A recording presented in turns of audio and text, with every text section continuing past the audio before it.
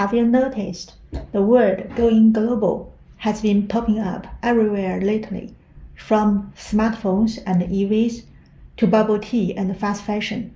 Chinese companies are showing up more and more overseas.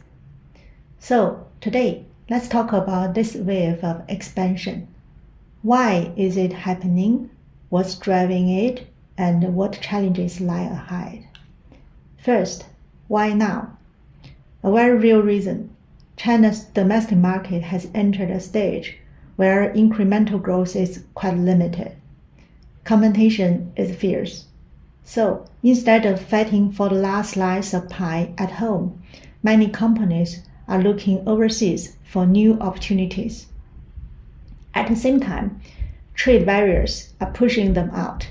If you can't export your product, you build factories locally. So going global has shifted from a nice to have to a must have. So why is it even feasible?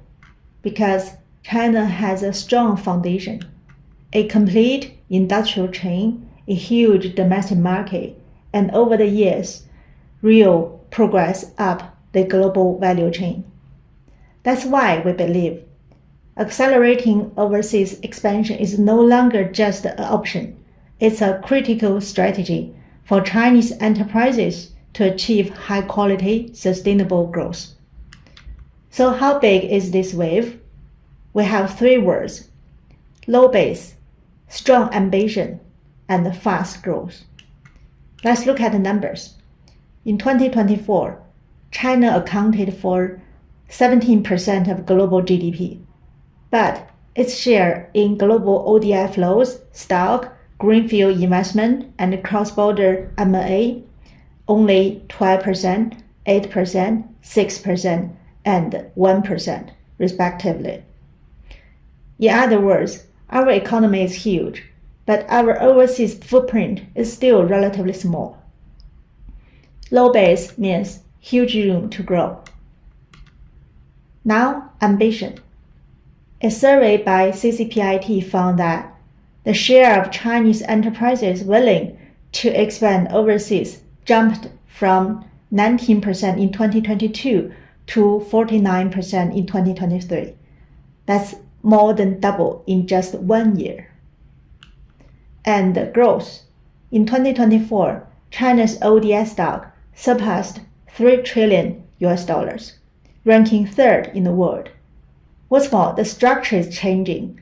Since 2017, a growing share of ODI has flowed into Asia. And we are seeing a shift from cross-border M&A to greenfield investment. That is building our own factories. High-tech manufacture is taking up a bigger slice.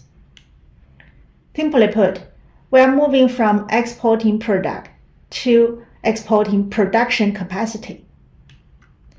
But let's be honest, compared to the world top multinationals, Chinese companies are still in the early stage. So, where should they start? In our view, emerging markets, especially in Asia, are more accessible. Lower barriers, easier entry.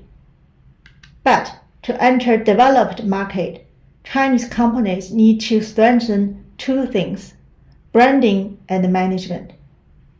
We've done remarkably well in manufacture, but building global brands, that still lacks. And study by ESRC shows that Chinese enterprises' average management score ranks only in the global middle tier. These soft powers, branding and management, are the hard nuts to crack on the path to becoming truly global. So here's a question for you. Which company brand do you think will be the next global success story?